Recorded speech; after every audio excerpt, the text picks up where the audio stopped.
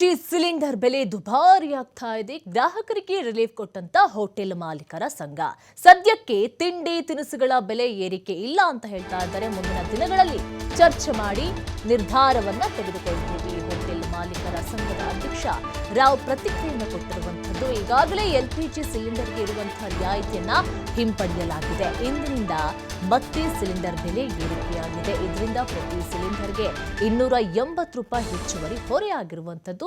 ಸರ್ಕಾರದ ಬೆಲೆ ಏರಿಕೆ ನಿರ್ಧಾರ ತಪ್ಪು, ಅದನ್ನ ಹಿಂಪಡೆಯಬೇಕು ಅಂತ ಹೇಳಿ ಸರ್ಕಾರಕ್ಕೆ ಒತ್ತಾಯವನ್ನು ಸಹ ಮಾಡಲಾಗ್ತಾ ಇದೆ ಅಂತ ಹೇಳಿ ಹೋಟೆಲ್ ಮಾಲೀಕರ ಸಂಘ ಅಧ್ಯಕ್ಷ ಹೇಳಿರುವಂತದ್ದು.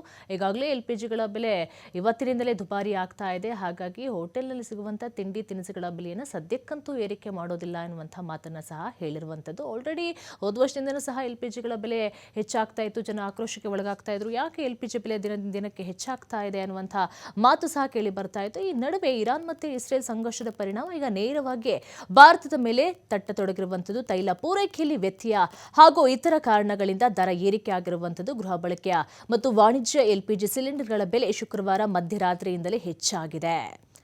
ಮಧ್ಯಪ್ರಾಚ್ಯದಲ್ಲಿ ಉಂಟಾಗಿರುವಂತಹ ಯುದ್ಧ ಸನ್ನಿವೇಶದ ನಡುವೆಯೇ ಭಾರತದಲ್ಲಿ ಎಲ್ಪಿಜಿ ಸಿಲಿಂಡರ್ಗಳ ಬೆಲೆಯಲ್ಲಿ ಹೆಚ್ಚಳವಾಗಿರುವಂಥದ್ದು. ಈಗಾಗಲೇ ಎಲ್ಪಿಜಿ ಗ್ಯಾಸ್ಗೆ ಇರುವಂತಹ ಡಿಸ್ಕೌಂಟ್ 150 ರೂಪಾಯಿಯನ್ನು 1ನೇ ತಾರೀಕಿಂದ ನಿಲ್ಲಿಸಿರುತ್ತಾರೆ. ಇದಲ್ಲದೆ ಇಂದಿನಿಂದ ಒಂದು ಸಿಲಿಂಡರ್ಗೆ 130ರಂತೆ ಹೆಚ್ಚುವರಿ ಮಾಡಿರುತ್ತಾರೆ. ಮೊತ್ತ ಒಂದು ಸಿಲಿಂಡರ್ಗೆ ನಮಗೆ 280 ರೂಪಾಯಿ ಹೆಚ್ಚಿಗೆ ಆಗ್ತಾ ಇದೆ. ಇದಲ್ಲದೆ ಎಲೆಕ್ಟ್ರಿಸಿಟಿ ಚಾರ್ಜ್, ಗ್ಯಾರ್ಬೇಜ್ ಕಲೆಕ್ಷನ್ಗೆ 1 ಕೆಜಿಗೆ 12 ರೂಪಾಯಿಯಂತೆ ಆ ಚಾರ್ಜು, ಅಡುಗೆ ಎಣ್ಣೆಯ ಹೆಚ್ಚುವರಿ ಬೆಲೆ, ನೀರಿನ ಬೆಲೆ ಎಲ್ಲ ಏರಿಕೆಯಾಗುತ್ತಾನೇ ಇದೆ.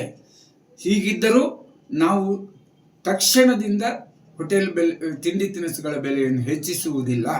ಇದೆಲ್ಲದರ ಬಗ್ಗೆ ಇನ್ನು ಕೆಲವೇ ದಿನಗಳಲ್ಲಿ ಚರ್ಚೆ ಮಾಡಿ ನಿರ್ಧಾರ ತೆಗೆದುಕೊಳ್ಳಲಿದ್ದೇವೆ. ಸರ್ಕಾರ ಕೂಡ ಈ ಟೆಂಪರರಿ ಅರೇಂಜ್ಮೆಂಟಿಗೋಸ್ಕರ ತಕ್ಷಣ 130 ರೂಪಾಯಿ ಅಡುಗೆ ಅನಿಲದ ಮೇಲೆ ಹೆಚ್ಚಿರುವ ಏರಿಕೆ ನಿಜವಾಗಿಯೂ ತಪ್ಪಾದ ನಿರ್ಧಾರ. ಅದನ್ನು ಹಿಂಪಡೆಯಬೇಕೆಂದು ನಾವು ಒತ್ತಾಯಿಸ್ತಾ ಇದ್ದೇವೆ. ಈಗಾಗಲೇ ಎಲ್ಪಿಜಿ ಗ್ಯಾಸ್ಗೆ ಇರುವಂತಹ ಡಿಸ್ಕೌಂಟ್ 150 ರೂಪಾಯಿಯನ್ನು 1ನೇ ತಾರೀಕಿಂದ